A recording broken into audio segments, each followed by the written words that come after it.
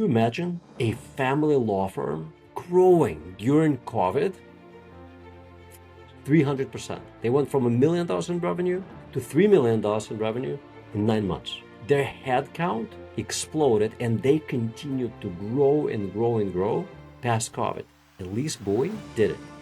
She did it through acts of kindness and being always willing to help. She had no solid marketing plan when she started out, but here she is today in 2025 with an exceptionally successful, very happy law firm. Tune into this podcast episode and hear her story, which is absolutely amazing. And please note that it starts without a formal introduction because she and I just started recording, but it was not the official part of recording. And we just went on, and I loved the conversation so much that I didn't want to stop it and start the official part of the recording. So just enjoy. She shares so many wonderful insights, business insights, how to build a highly successful law firm. Her story is absolutely amazing. So really, I hope that you're in a quiet place and you just enjoy and soak in so many great insights and ideas that she will share.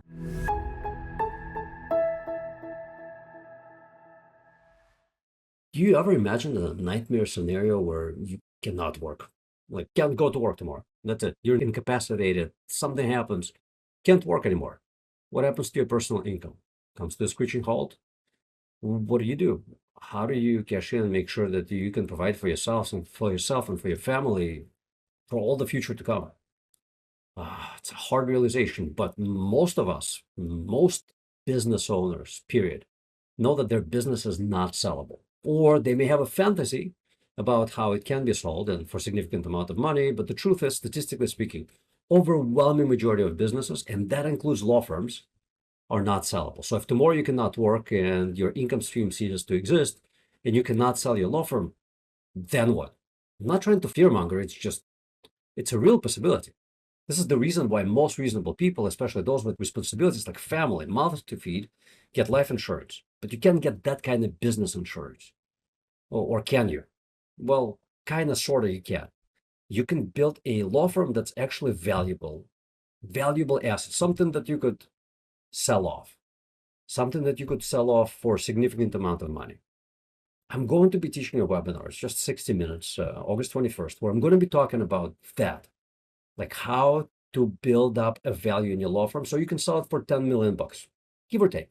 A nice chunk of change that will last you probably a lifetime, unless you go get a huge boat and fancy cars and whatever else. But chances are, if you can't work, you probably would not be interested in mega yachts and whatnot. So attend the webinar, sign up for it down below. It's going to be great. You're going to learn a lot of new things about how to get the valuation of $10 million, how law firms are actually valued, and what are the 5 systems that any business, and law firms included, any business needs in order to generate that substantial value in the business so that other law firm owners would actually want to buy you, or maybe not too distant of a future, a private equity fund would want to buy you because you will have an investable grade law firm. Sign up.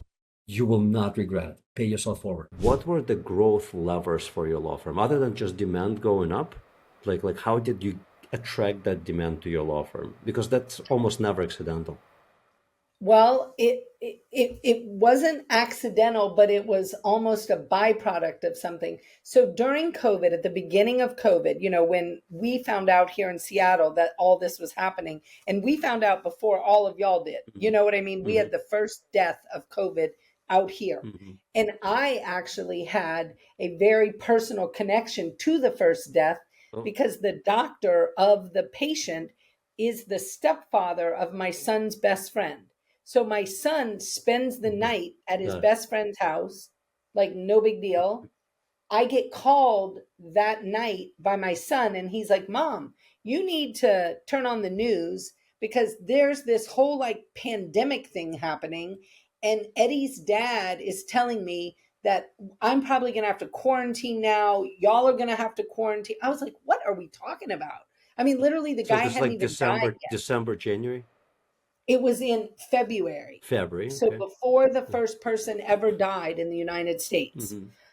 And so I was just like, what are we talking about? And so he's like, well, there's some public health nurse. She's going to call you. And I was just like, what is all this? So I was told by that public health nurse at the end of February, Seattle's going to shut down in about a week.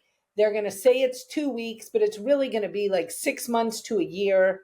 And I mean, so I got all this insight from this random public health nurse through my son's school because he got exposed because of this father, um, who was the doctor. Um, so I very early, told my team, which was only like 3 people at the time, I was like, y'all need to, not go into the office anymore. You need to stay at home. Like all this stuff is going down. And I was like, and I need to figure out what we're going to do because we had hired 4 new people and they were supposed to start on like March 9th. And I was like, how am I going to do this, with all this happening?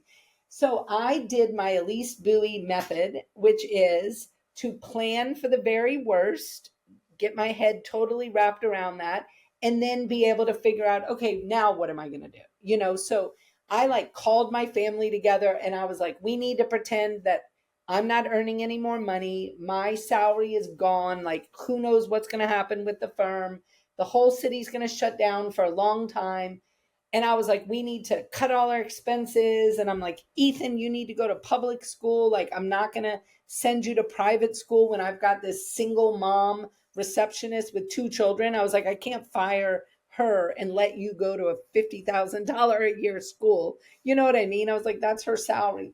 So I literally like kind of shrunk down everything I could come up with. Then I did these whiteboards where I tried to figure out, okay, how, if we didn't get any more money in trust, for 6 months, what would that look like? How could we survive? How could I keep my people? And I did 43 different scenarios. And I would take pictures of every one and I, would title it like what the scenario was so I could go back and look at them. You did So you I did did them by that hand on the whiteboard? on a whiteboard. Yes, by hand on a whiteboard. And so then I kind of got it all figured out in my head. I'm like, okay, this is what we're going to do.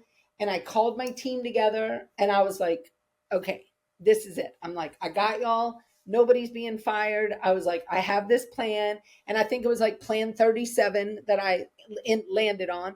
But I was like, here we are. This is how we're doing it.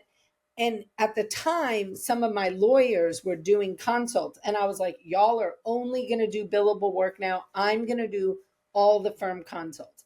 And I was like, and not only am I going to do all the firm consults, I'm going to do every consult that comes into this office without regard to whether they can afford us, not. I don't care what it is. I'm doing it. I was like, this is going to be my access to justice kind of like civic thing during COVID. Like, it was the one thing I could do during COVID, sitting at home. I could help people with their legal questions. So I started doing like, I don't know, 12 to 14 hours of consult a day, 7 days a week. I mean, it was wild. Like, I was just doing consult after consult after consult. Well, lo and behold, people were just hiring after hiring after hiring.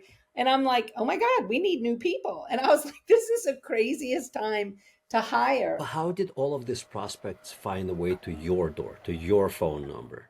I think one, because we were the first firm in Seattle to put out like a whole COVID kind of like booklet, like what are some of the things you need to deal with? How does this impact your parenting plan? Like, we just kept getting all these people, and I would do a webinar not a webinar, but like a live every morning. And my social media person would put it out, and I would answer questions on this live. And I mean, I don't know. We just got people after people after people after people. And so, I mean, I hired about 20 people in 2020. I mean, it went like gangbusters. Like, we went from like 1 million to 3 million in Mhm. 2020.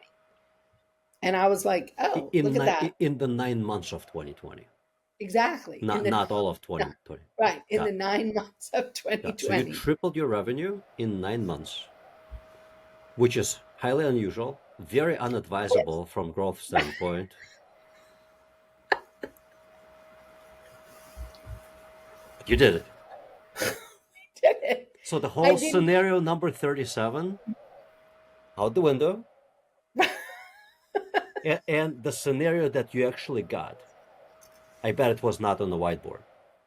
It was not on the whiteboard. It never occurred to me Mm-hmm. that we would grow like that. Do you Mm-hmm. know? Like Mm-hmm. it didn't occur to me. It didn't occur to me people would have enough money to pay for things at that time. It didn't occur to me we would be able to keep bringing people in when we weren't even having court for a while and everything was going to like mediation, or we would, just have to kind of sit on a lot of things because we were waiting. I mean, but it was a wild, wild This is time. just such an incredibly wild story. Ladies and gentlemen, Elise Buie, who managed to grow her family law firm from 3 employees to what sounds like 27 employees in a Yep. span of about 9.5 months in 2020 and triple her revenue, which again is highly unadvisable from a business standpoint because it will challenge and screw up most of your systems, most of them. Your hair will be Which on it did. fire. Your hair Which will it be on did. fire, which it did, right?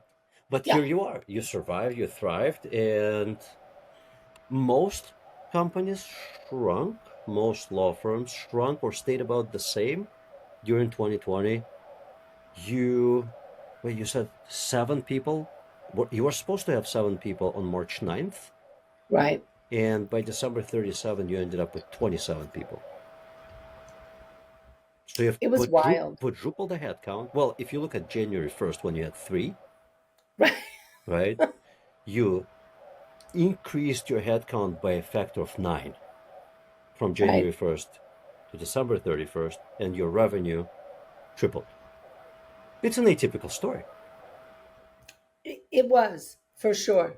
And your marketing plan, which you didn't have any, it doesn't sound like you had a marketing plan. You just did what felt right. And it sounds like Correct. you did a lot of it, right? You said that Oh, you've put out those a lot. informational videos all the time. Yep. And doing the consults, being available for everyone who called. Because you know how law firms are. We normally, vet for, is it a good fit? Will they be able to pay the fees? Will they do this and that? And we just had, I mean, I had this one receptionist, the one I mentioned before, who was a single mom with 2 children. And I was like, Kimberly, you and I are going to just talk to all the people. Like, so anybody who calls, you just make sure they get on my calendar and we will just go. And so sometimes I'd do 15-minute things, sometimes I'd do 30, sometimes 45, sometimes 2 hours. It just really depended on what it Mhm. was. But I mean, it was a just 9 solid months of, I mean, working around the clock, talking to people, because people really were struggling with, figuring out what to do and how do you deal with a parenting plan when you've got all this, shutdown, and who's parenting, homeschooling kids, and there's all kinds of things that were happening for families. I mean, family law was kind of like bursting at the seams during COVID. Such a cool, such an atypical story. So let's fast forward past COVID. Let's say like 2022. Has your law firm continued to grow? Is it still growing? It is. How? Yeah. Because what you did in 2020 is not replicable under all normal conditions. It No. is impossible to replicate that, right? Yeah. No. Because it was that moment, and you capitalized on that moment like crazy without knowing so at the time when you did it, which Right. is amazing. Yeah. It was very fortunate. I mean, I feel very, very fortunate, but clearly I learned a lot out of that growth, good, bad, and ugly. I mean, just like you said, how not advisable it was. Oh, And so, absolutely. I mean, learned about how to create scalable systems, learned about how to hire better, how to manage people out better who are not, meeting their KPIs. I mean, I had to level up as a leader like 100-fold. Do you know what I mean? Hmm. Like, Obviously, in a three-person law firm, you didn't have a leadership team.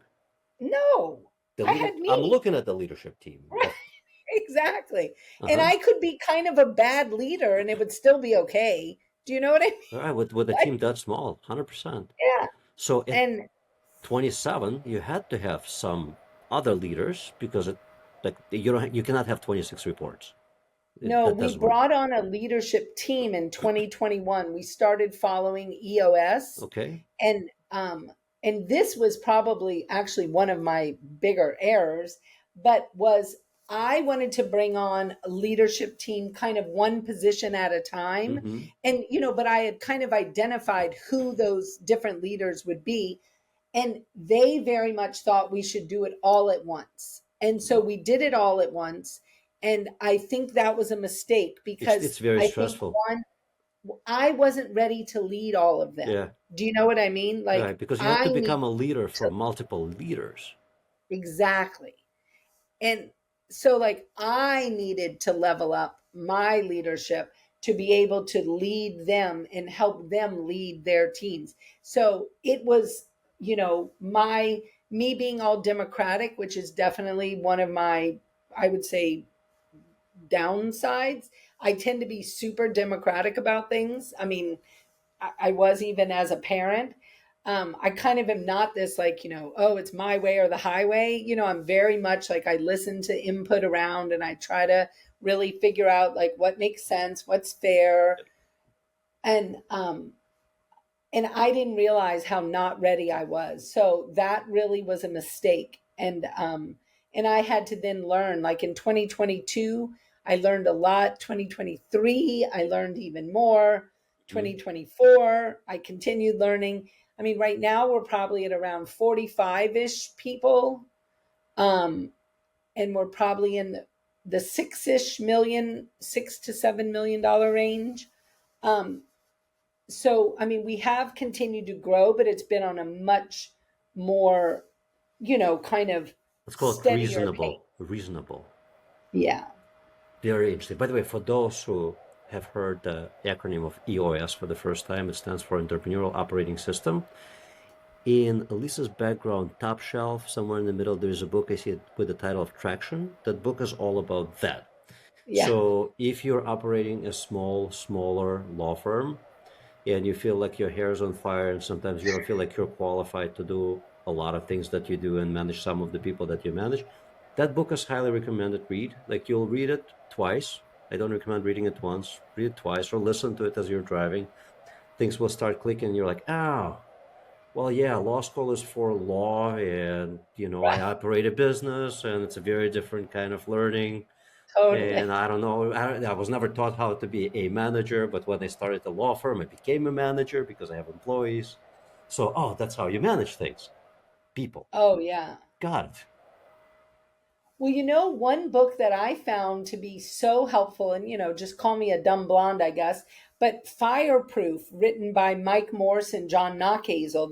Mike is an attorney out of Detroit, Michigan, a personal injury attorney. He runs like a $300 million personal injury firm. He used to be coached by Gino Wickman, the author of Hmm. Traction. That was his coach. And he wrote Fireproof. And Fireproof is so much of an easier read to kind of explain traction. It's like you can sit down one night and just read it.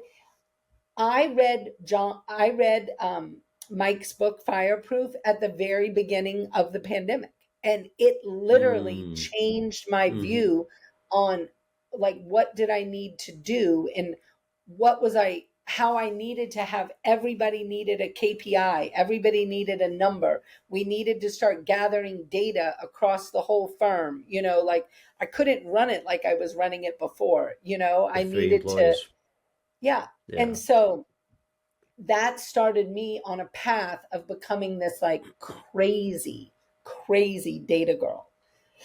I am like crazy. I mean, I drive my office probably bananas, but I mean, I track all the things. Like I really want to understand like what moves what levers, and what motivates people, and where are our efficiencies, where's our inefficiencies, and all the things. Yeah. I always thought of numbers as the love language in business.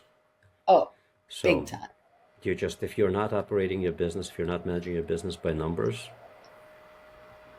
it will turn into madness and chaos at some point, sooner than later, usually, or it will never grow because it's Ex- impractical to grow a business without really understanding key performance exactly. indicators, KPIs.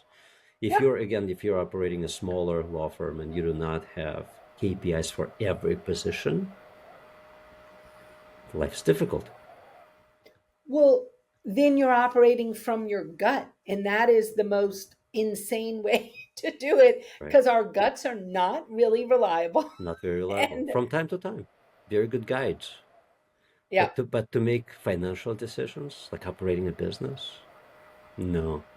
So this is, huh, I've never heard a story like this one. My business, my marketing company has grown through the pandemic, solid 12%. That was really good. yeah, For 2020, it was amazing. We lost 0 employees. We lost 2 clients because they were like face-to-face businesses where there was like right. they had 0 revenue. So there's no point to have a marketing company. So, but 3 times revenue growth and 900 increase in headcount, that is super impressive. Now, post-pandemic, how do you continue to grow your business? Because it has doubled and after pandemic, not after pandemic years, but let's call it 21, 22, 23, 24. How did you double it? Because that still is like a very sizable growth rate for a law firm in the industry where it is kind of assumed that most professional service organizations, law firms included, grow at a steady rate of about 4% a year. You're doing Well, you're doing about 5 times that, give or take, somewhere there about. I mean, I definitely think there is a section of law firms with, owners that are really keen on running businesses that do grow their law firms pretty consistently, 20 to 30, 40% year over year. Sure. And so I feel like, because of my interest in running a business and being so data driven, I think it does drive the growth of the business. And I do think many attorneys just kind of plug through doing the legal stuff and they're not focused on the business stuff. Do you know? Mm-hmm. Whereas I have gotten to the place where I can focus on the business aspect of it. I mean, to the point where I, now also consult with other owners around the country, about running their business. I mean, I think once we dialed in our data to the degree we did, and we also plugged our leaky bucket in our billing engine by through our data, we were able to understand where we had holes in our firm, and then we were able to plug those. I have been able to share that with other law firm owners so that they can, similarly raise their revenue, have better metrics, have better profitability, be able to provide a better workplace for their people, and then be able to take that and grow from there. And so, I mean, we have very purposefully not grown as much as possible. Like we had a full year where we put a halt on all growth in 2023. Mm-hmm. I had what I called my year of peace.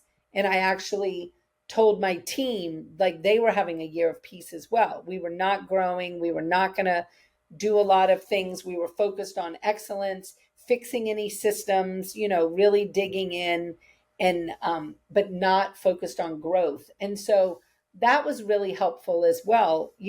One to me from a just it really helped from a leadership standpoint because in that year of peace, part of that year was about succession planning so that I could get out of the practice from a practical standpoint.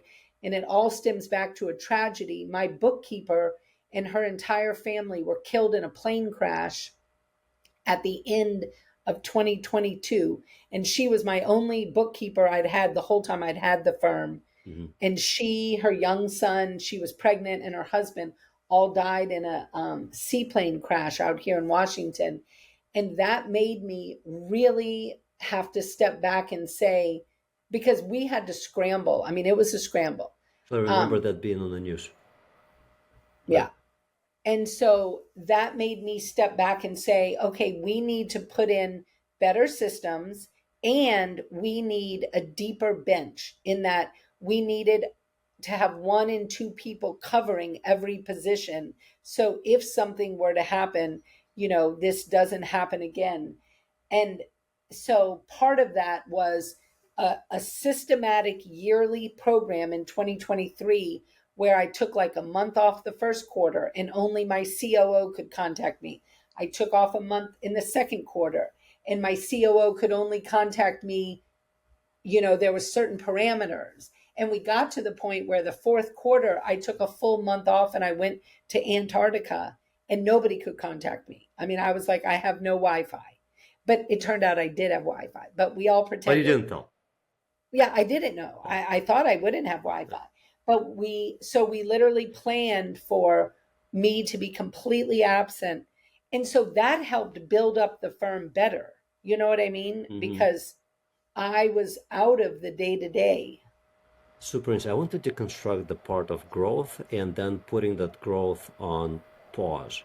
So I assume that 21 and 22, your firm continued to grow, and then 23, you put it on pause. For a law firm, any service business to grow, one of three things or a combination of them has to happen. You have to get more customers/clients, you have to increase your prices, or you have to increase the frequency with which you're getting customers. In family law, you're not going to increase the frequency. So it's either you're increasing your prices or you're increasing the number of clients. Which of those two were applicable to your law firm in 21 and 22? Both. I mean, Okay. we increased our prices, at the beginning of each year, and we got more clients each year. We have systematically increased our client volume. Thus, we've hired more people in the billing engine, to do work consistently. What were the things that you did to increase because you exploded in 2022 as far as number of clients. What did you do in 21 and 22 to still continue to grow? We Well, in 2021, we hired two consulting people to do the consult. So to take them away from me so that I wasn't doing consults anymore, but we hired two people. So my one position of doing the consult turned into a two-position job. Okay. So that allowed us to continue a very high volume of talking to people, because we had two people doing the consults and they both converted really well. I mean, they were very successful at what they did. But And was so the I number of think people that was coming to you, was it the same number? They just converted at a higher rate? I would say it was a slight increase in people, but because it was two of them, it was like, we could convert double what I could do, in a typical week. Because you were doing 12 to 14 hours worth of work 7 days a week. Like, I mean, Well, come on. and I had to stop that after Right. a while Of course. because, do you know what I mean? Like, Yes, I do. I I've done that couldn't keep before. it It's up. insanity. Yeah, exactly. Yeah. And When it's just not good. when I did that, and I did it for about a year, toward the end of the year, I turned to my business partner and I said, I believe that I have become the least effective person in this entire organization. Like Absolutely. you cannot. I averaged 10 to 13 meetings per day, and I was like, I'm losing my mind. I don't know which one is going to be my next meeting. I come unprepared because there's no time to prepare because they're all back to me. Totally. Like just insanity. We stopped. Oh, 100%. Okay, so there was an uptick in the number of prospective clients, and they also converted at a higher rate. So that was 2021. Was 2022 similar to that? It was, they kept going and we brought on more attorneys. And I think over time, I'm going to go back. So in 2020, we had no digital presence whatsoever. Like I had no marketing, anything, I had no budget for marketing. Well, you have three Nothing. people and $1 million of I mean, revenue. Yeah, makes sense. yeah, like I literally was just, people were calling us, we were doing work, it was all fine. So in 2020, in that beginning of COVID period, I hired this social media marketing person who still works for me today. And she started putting out a lot of social media marketing. And so in that whole 2020, 2021, we are building a brand. Do you know what I mean? Like we are definitely building a brand where everyone's at home during that time. Like, I'm involved in different lawyer groups, speaking at different things. And so we're getting more and more referral business, just even broader than what we were getting before.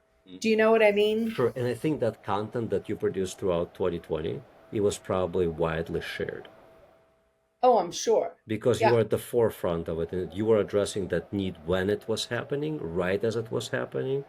So, Well, and the other thing that I think became kind of one of my like unique value propositions was I had been running a remote firm since before COVID. hmm So when I started the firm in 2015, we always have had a little office in downtown Seattle, but the bulk of us have always worked from home. Because when I started the firm, my whole idea was I'm bringing women back into the workforce who are at home with their children, but who want to be both good lawyers and good hmm moms and having this real life work integration.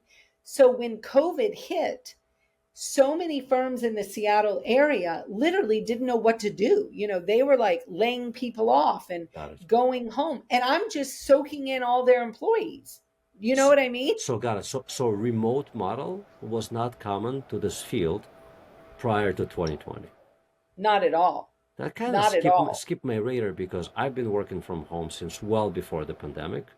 Right. Because I live in Chicago and traffic in Chicago is insane, and I live in the burbs and my office is in downtown, and it takes like an hour Right. and a half to go each way. That's the way Seattle is Yeah, too. Like, not doing it. yeah, not doing that. Yeah. But it was not at all common. So the other thing that became a thing was, people reached out to me relentlessly in 2020, like, Elise, how do you run a remote firm? How do you manage your people? Like, how do you know that they're doing their work?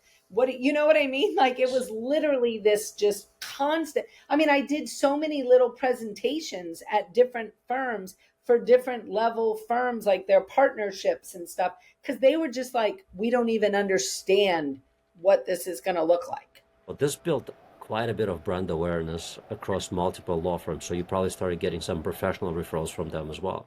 Oh, completely. It's amazing.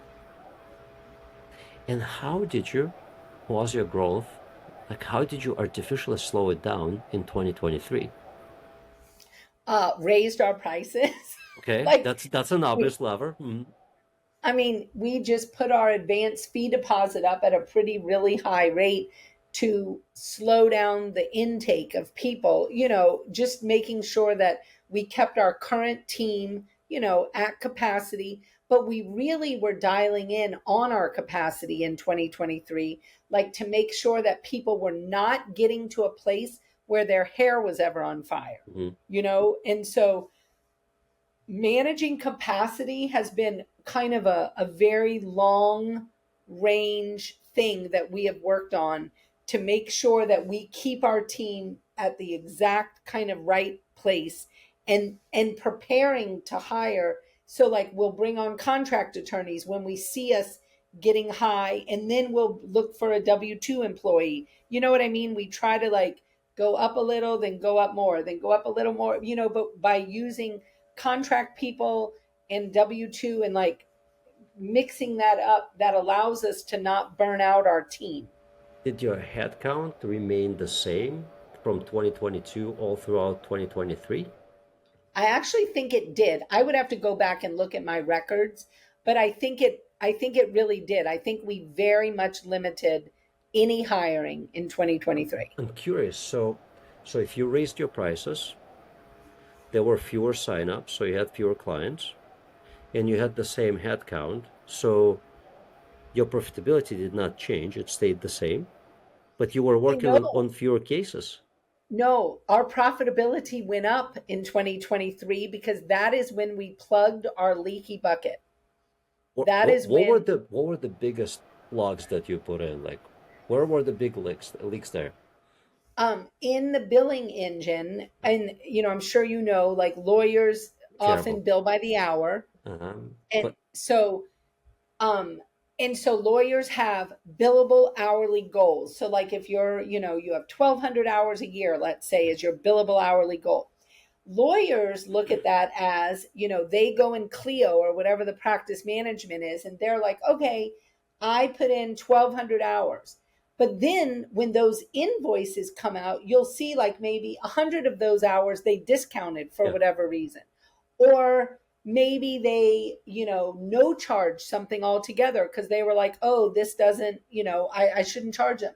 So we changed our billable hourly goal to a billed on invoice goal, because What does 1,200 that mean? hours, we mean that is an hour Okay, going got on it. an invoice at your normal billable rate. Got it. By the way, I want to pause you here for a second because this is such an important point. If you're watching this episode, if you're listening to this episode, and you recognize that you do the same thing, you discount your billable hours. If you own your firm, it's an equivalent of stealing from yourself. If your employees do that, if your associates do that, it's an equivalent of them stealing from you. You're still paying them for the work that they do. You're just not getting a portion of what you paid them for.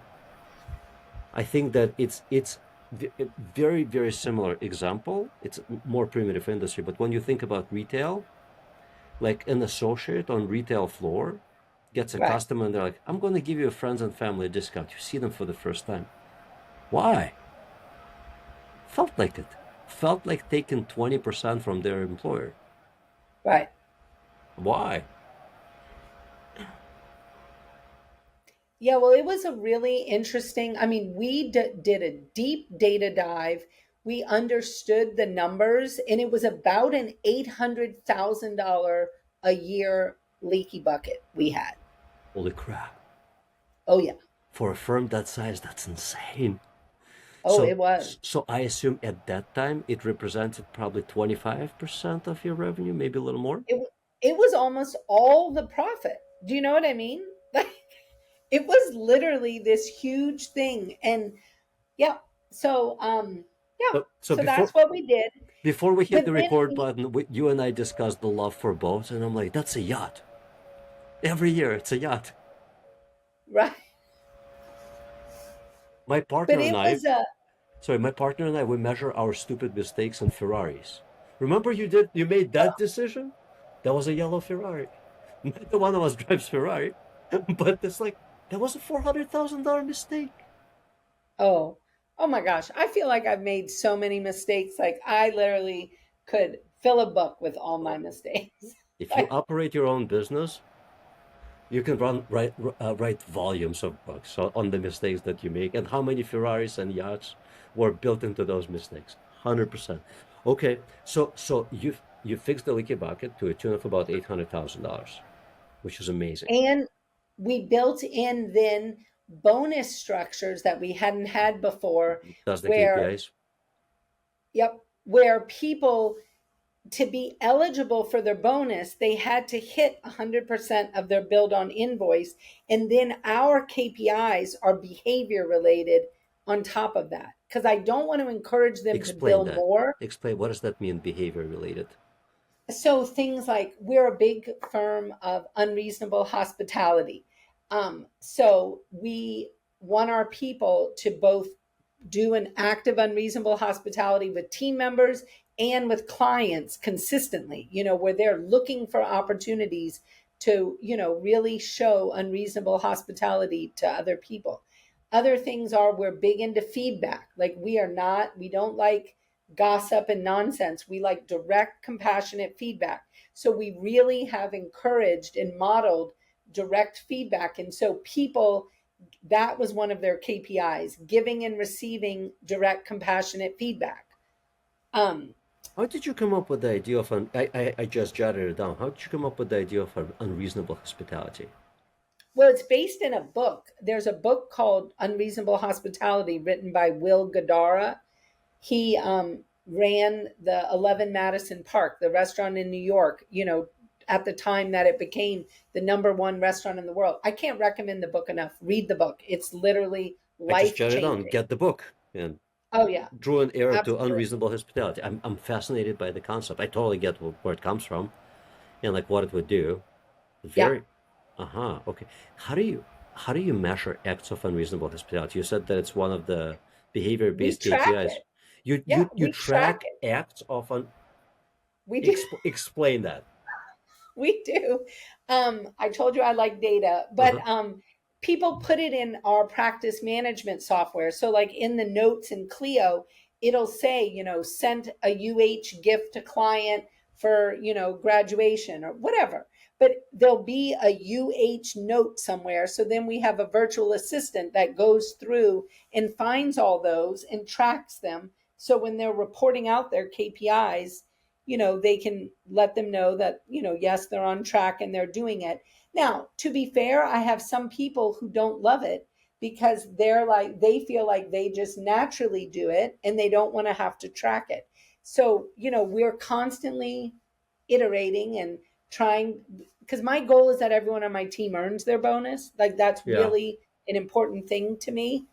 Um, so we will probably relook at this quarter, when we meet in June, actually, and see if we're going to keep it or are we going to change it, because some people don't like tracking it. And but I mean, I feel like from my perspective, I mean, their bonuses are up to 10% a quarter, 10% of their Sizable. salaries. It feels like a reasonable bonus. Like, and Yeah. to me, if I'm asking you to track it so that I can, pay you 10% more, go ahead and track it. Like, Or don't get the bonus. yeah, Huh. but I do want people to get Of it. course. No, and I am sure that there is a KPI that you can tie to the acts of unreasonable hospitality and how much it drives the top line revenue and the bottom line profitability. Maybe not overnight, but over time. Oh, yeah. The law of reciprocity somehow always kicks in. You just don't know when and how. Well, and the reality is, I mean, come on, we live in a pretty tough world right now. We do a Yes, we do. tough kind of practice. The more like genuine kindness we can bring to our practice, it's just going to make all of us just be nicer and happier. You know what I mean? Yeah, I agree wholeheartedly. Okay, so after the year when you paused, I forget, what did you call 2023? It was like year of sanity? It was my year of peace. Year of peace. So after the year of peace, how did you restart the growth engine? Well, I mean, we always have a meeting, at the beginning of every year. And so, we came in and really told everybody, that now we're going to focus, back, and we're going to be focused on growth. We were going to be focused on certain things too. Like, we're also trying to grow our estate planning side, of the house and things like that. So, I mean, we just kind of bring our vision at the beginning of the year.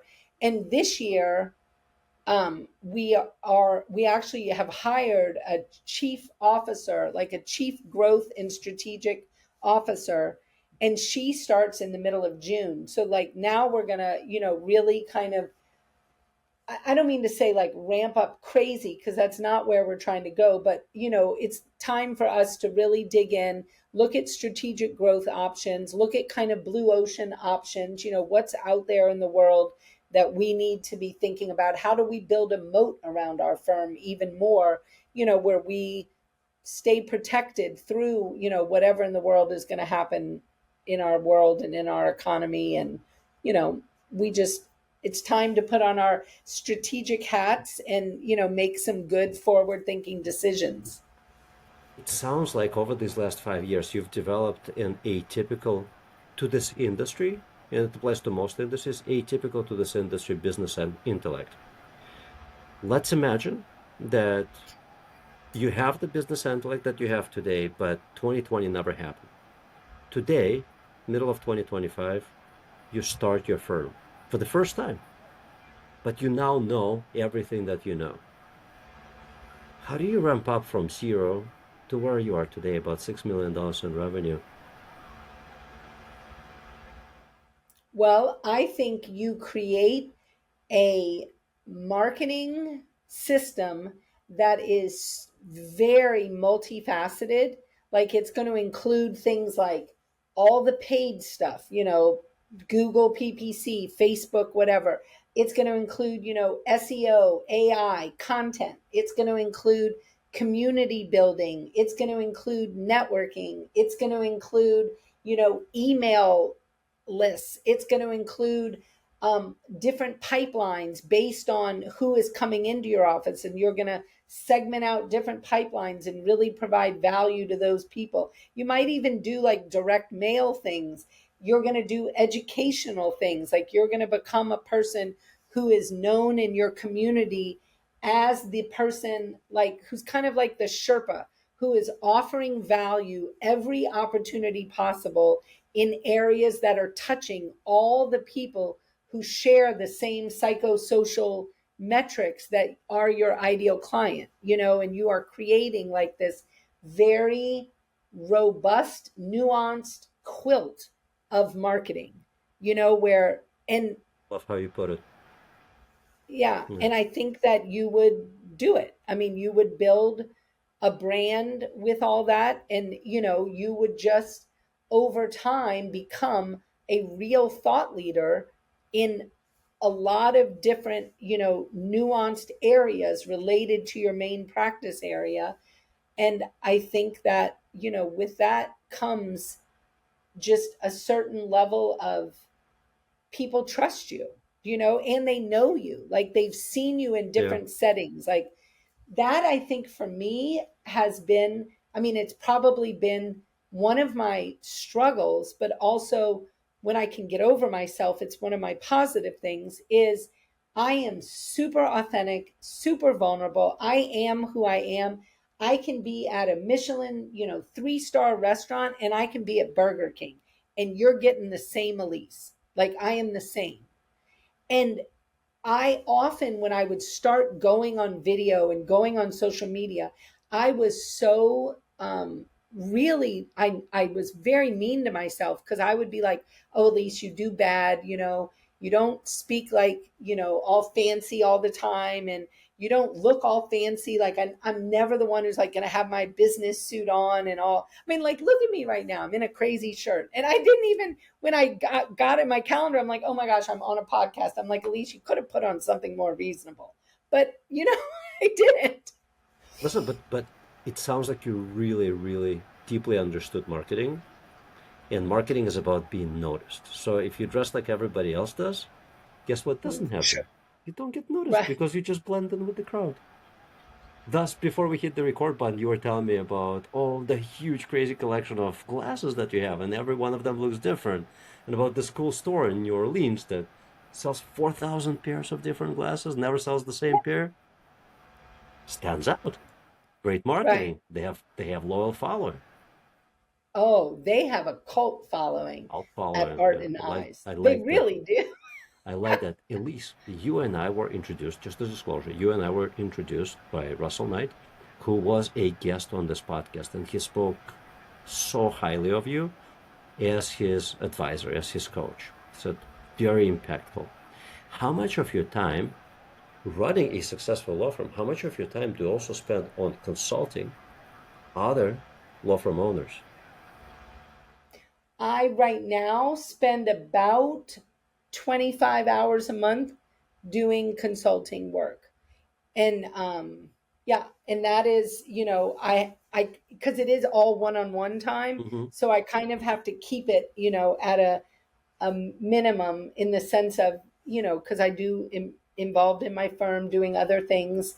Um, I'm contemplating maybe doing something different with it, maybe including a group, because I feel like there's a lot that I could help smaller firms, that maybe struggle with paying, like my consulting fees as they are right now, yet smaller firms that are starting, getting people set up with the right data and understanding how to read their data is one of the things that I'm very passionate about. Because when I see lawyers working their tails off and they're literally like, I brought in $60,000 this year and I worked 100 hours a week. And I'm like, go get a job. Right. Like, what are you doing? Yeah. And I want people to flip that script and not be in that situation because that's exhausting. Hmm. Why did you start consulting? I mean, I understand you um, weren't busy enough. You needed more things to do. But right. sarcasm. I mean, why I started was because on this one day, there were so many people commenting on this one post, and it was literally like, I'm working 100 hours a week. I'm barely paying my bills. This one lady who was a single mom was literally like, I cannot feed my children on what I'm earning in my law firm. And so As an I wake attorney, up, as a practicing yes, attorney. as an attorney. I wake up every day really early. I got this weird sleep thing happening. So I wake up at like 3 a.m. and I was reading all these things. And so I just put a random post out on Facebook and I'm like, I am going to start consulting. I didn't tell my team, I didn't tell anybody I was doing this. I just randomly was like, this is what I'm going to do. And I thought, maybe 1 to 3 people would reach out. By noon, we had 70 people reach out. And I was like, whoa, that is a lot of people that are feeling super overwhelmed and stressed. And so I just took like the first 10, like I set up meetings with, people and started talking to people. And then once I filled my calendar with 10 people, I was like, okay, that's enough. And then I've now had people leave, and then I can bring on others. I just have kind of stayed full of where I've wanted to be since last February. Yeah, this is amazing. What do you enjoy the most about consulting or coaching?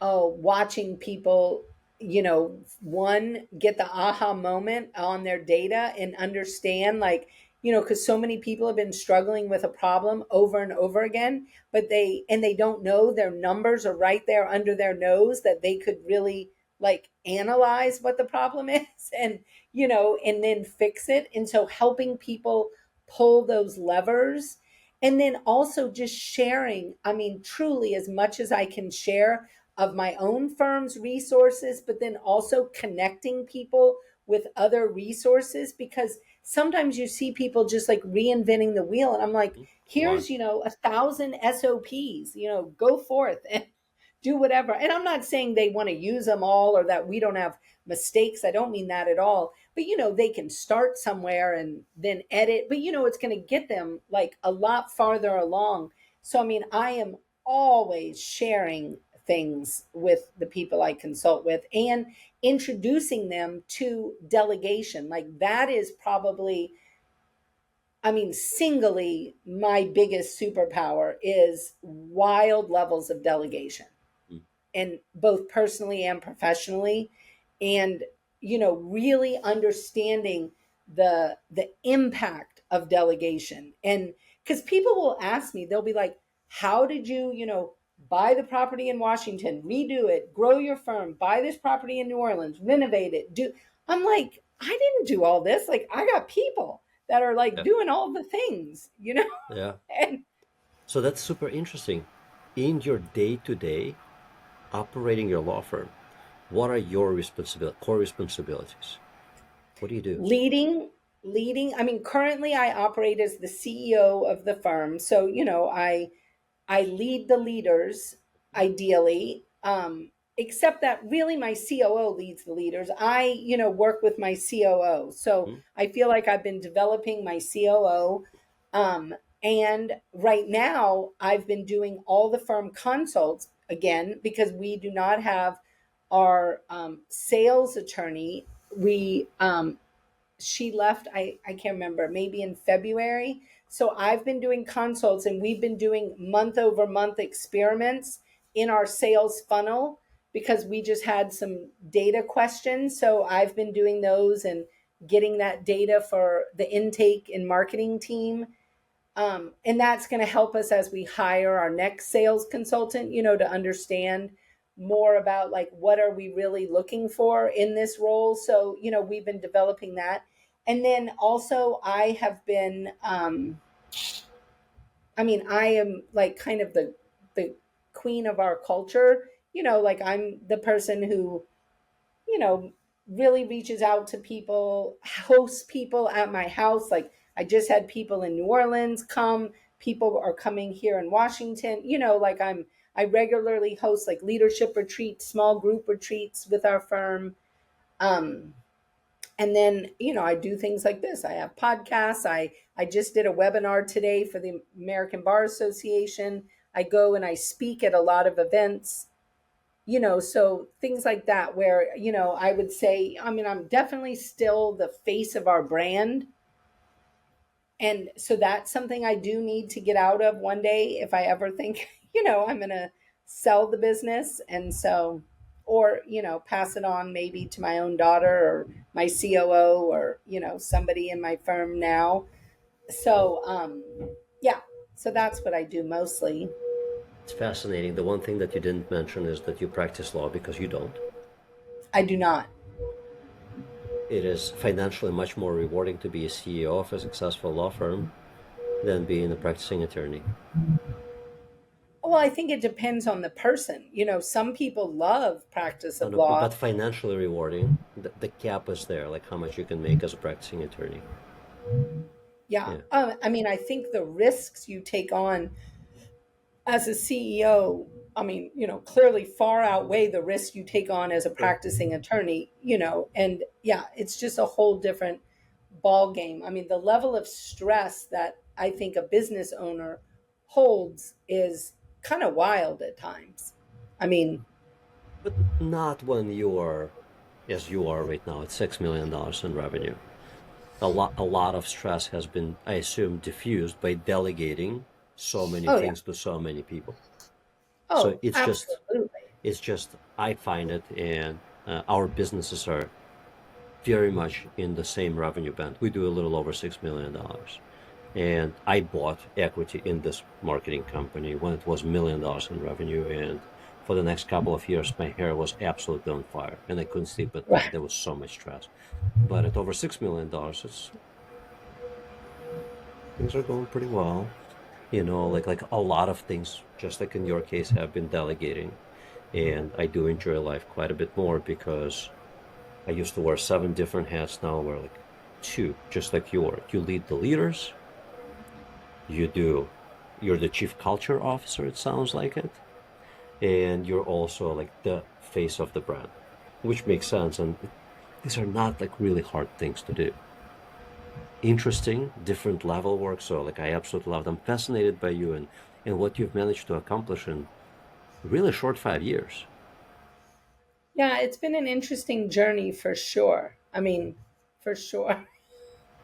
Would you be, and I understand that your calendar's full or close to full, would you be open to other law firm owners reaching out to you and asking if you could help them? Oh, sure. I always set time every week to be able to, just help people. And sometimes, they might be a good fit to be a consulting client. Other times they're not at all a good fit to be a consulting client. But I mean, I am a firm believer in mentoring other people, in this process and in this world, because lawyers can sometimes not be the nicest folks as far as like sharing and, really helping other people like get a leg up. And I'm definitely of that belief that, I mean, the world is just not a pie. There's Mhm. plenty of legal issues, plenty of things we can all do. I have so much to learn myself, but I am also willing to share any of the lessons that I have learned along the way. I mean, including my million and two errors that I've made. I noticed this theme running throughout this conversation is that your business is so successful because you were so willing to help so many. And Yeah, I guess. Yeah, yeah, well, I mean, it sounds like yeah. you didn't start creating all that content because you were like, for every video that I put out there, I'm going to land X number of new clients, and it's going to be equal to X number of thousands of dollars. You didn't think about it that way. You were like, No, hey, there are a lot of people who are in trouble because of what's happening, so I'm going to help them because I know and can right. help them by sharing the knowledge. So that led to that exponential growth, unbelievable growth during 2020. And now here you are. You don't have to consult anyone. your main source of revenue is not coming from consulting, I assume, just judging by the numbers that you have shared. It can't be, right? So you do this because I think you just really enjoy helping, which is I do. so nice. I do. I really, I mean, I joked the other day, but luckily my marketing person, she actually kind of believed me. I've decided my real gig I want is to be an advice columnist because literally, like, that's what I love to do. Like, if I could just have Ask any, Elise. yes, exact. Are you old enough to know about Dear Abby Of or course. probably not? I'm in my late Oh, you 40s are. now. Yeah. Okay. Yeah. So I really like that is my person. You know, Yeah. like I just want to be able to like give all the advice. I can see that. So maybe you could be like, Dear Elise, all questions answered about running a law firm. Yeah. Growing, why not? I, I think we're going to think about it. I mean, because why not? If it's something that I really love to do and I could help people, I mean, which is what makes me happy Yeah. is helping people and I love encouraging people to learn. Like, You can scale that advice so easily and so quickly nowadays. And here's how I envision it. So we just like went off a tangent, but I like the tangent now. So imagine that you're meeting with your X number of consulting clients. It sounds like you spent 25 hours. And so there's probably a dozen or so, maybe 2 dozen consulting clients. And every one of them comes to you with questions and problems. If you record those meetings and then anonymize them through right. AI, which you can, that AI can convert those videos into Dear Elise, Yeah. question, solution, question, solution, question, solution. And if they're willing to be on camera and actually like have you share that content, because why not? Then you have video content. I think it could be amazing. Yeah. I kind of like that idea. Yeah, Yeah, because I'm gonna have to. I mean, this is something I'm actually serious mhm. about Well, because just think about the I, scalability of that, right? Because now you don't oh, have to create on purpose. You're just documenting right, what you're already doing. exactly. But now instead of being helpful for one person by spending that hour with them, Right. the You aperture can opens share up. it. You share it, and then thousands of people. Like, so you've spent an hour on this podcast. Hundreds and hundreds and hundreds and hundreds of people are going to watch this and listen to this in the course of next. We're going to release, so we're recording this in June. We're going to release it like later in July. And then in August, September, hundreds and hundreds and hundreds of people are going to listen to this. But 1 hour, Right. not hundreds and Yeah, hundreds and hundreds of hours. Scalability. absolutely. I think you should I totally do love it. that. Your advice is so on point. Your business acumen is sky high, like sky high, Oh, unbelievable. thank Absolutely. I mean, you totally earned it and you did it yourself. If someone wanted to reach out to you and be like, Dear Elise, I've been operating my law firm for the past 17 million years.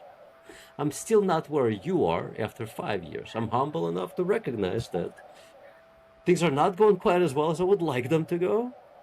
Can I ask you a couple of questions? How would someone with that kind of mindset and that kind of question would connect with you? you. I mean, probably the best bet would just be to email me. Oh, Um, and so that's at Elise B at EliseBuieFamilyLaw.com. And, you know, just reach out and my team would set up a meeting and I would hop on with them and talk with them. I mean, I it's almost embarrassing to admit how many people over the years that I have just met with randomly but consistently, like, you know, they just needed help. And I was like, we're going to meet every Wednesday morning at 7 o'clock and we're going to do this for a month. I mean, I had somebody reach out, they were pregnant one time and they were like, my firm's going to fall apart when I have this baby. And I was like, no, nope. girl, it is not. I'm like, I am going to help you build your plan so that you can have a baby peacefully. And, but you know what I mean? Just randomly. But it's, yeah, I don't know. I, I very much like helping people. I mean, it's funny because I've said my whole life I'm the worst capitalist because, like, I definitely, I mean, I joke about, you know, Oprah.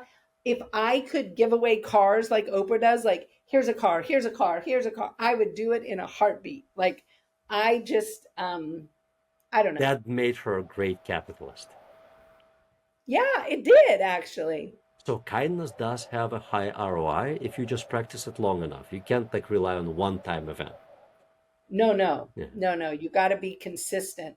Well, and that's something like we have this dream program in our office that literally brings me so much joy. It is like my most favorite thing I do, which I get these dream applicants. And like this past session, I think I got 8 applicants for our dream program. And then we give them, we pick one usually. This time I technically picked 3, but 2 I did kind of with the firm and 1 I just did separately. But, and then we, fund their dream in some way. So like it could be something like maybe they're trying to build a house, or maybe they're trying to go to graduate school in something, whatever it is. Like, and we do what we can every quarter to try to meet some of these dreams. And like, that's a really cool thing too, when you get to What do you really call know this your again? team.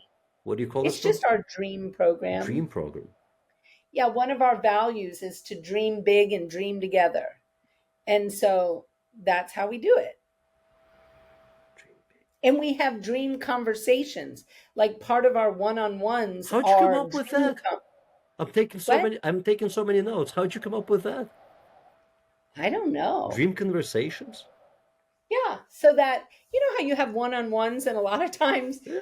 it's like, how are you doing, whatever, but ours are like, what are your dreams? Like, what do you want to do in a year, 5 years, 10 years, and what can the firm do to support you, and what barriers can we remove to help you reach your dream, whether it's a personal dream or a professional dream. Yeah, Absolutely it's astonishingly very fun. amazing.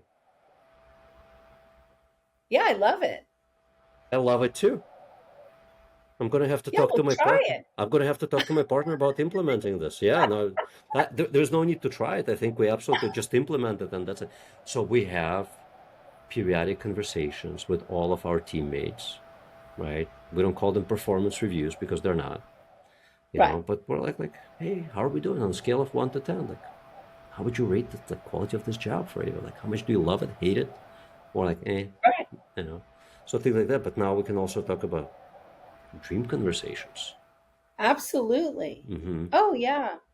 I think it's been a very powerful thing to really dig in and understand what people's real dreams are. What do they want to accomplish? I mean, we have people who have developed yak farming. We have, people who have built house. I mean, I've had people who they've moved across the country and they've had to start a whole new life, or all kinds of different things. I mean, all kinds of different things. So basically, remind me, does your firm mostly operate remotely, or do most of your people now come to the office? Oh no, we're all remote. You're all remote. That's what I thought. Yep, we're all remote.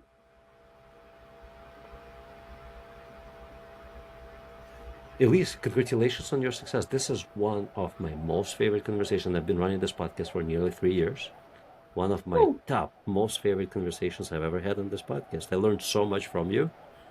It's I'm glad. yeah, love it. So Elise B at Elise Buie Family Law.com. Correct. B And we U could I probably E. put it in the Oh, show we'll notes. put it in the show notes. But someone Oh yeah. might be driving and all. Don't try to punch it into your phone right now as you're driving. Well, and I really appreciate it. And now I have to go because I have a baby shower for somebody in my office right now. We get to go open presents. Enjoy. Elise, thank you so much for being part of this podcast. Thank you so much for sharing all these insights. Congrats on your success. It's amazing. It's absolutely amazing. Congratulations. Well, thank you so much. And thank Russell for introducing I us. certainly will. And I will send him a link to this episode, which will air in about 6-7 weeks, give or take. We can both send him some unreasonable hospitality something. So we'll have to think about that. Yeah. I'll think about that for sure. Thank you so much, Elise. Yeah, you too. Enjoy your day. Thank you.